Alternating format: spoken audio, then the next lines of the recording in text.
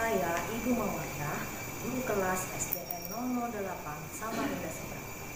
Pada kesempatan ini, kita akan belajar materi informasi penting teks narasi sejarah.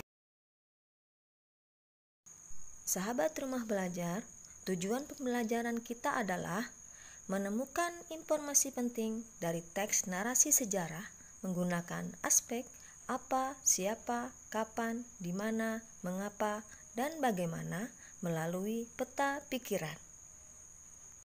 Sahabat rumah belajar, marilah kita bersama-sama menemukan informasi penting dari teks narasi sejarah yang berjudul Proklamasi Kemerdekaan Indonesia.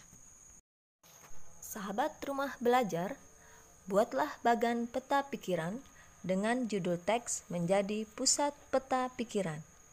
Kemudian, tulislah pertanyaan-pertanyaan yang berkaitan dengan teks yang kalian baca dengan menggunakan kata tanya, apa, siapa, kapan, di mana, mengapa, dan bagaimana menjadi cabang-cabang peta pikiran.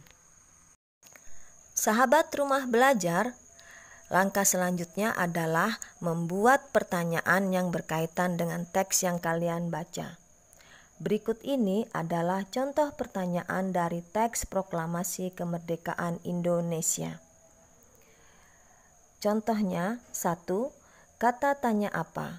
Pertanyaannya, apa latar belakang terjadinya peristiwa kemerdekaan Indonesia?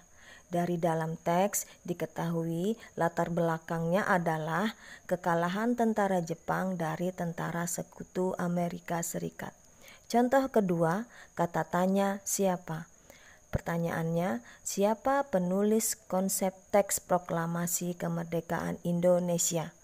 Dari dalam teks diketahui penulis konsep teks proklamasi adalah Bapak Insinyur Soekarno. Contoh ketiga, kata tanya kapan? Pertanyaannya, kapan peristiwa Proklamasi Kemerdekaan Indonesia terjadi? Jawabannya adalah tanggal 17 Agustus 1945.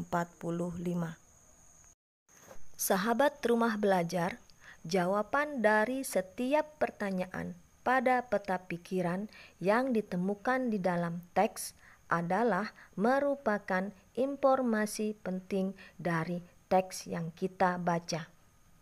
Sahabat rumah belajar boleh membuat pertanyaan lebih dari satu dari kata tanya yang sama.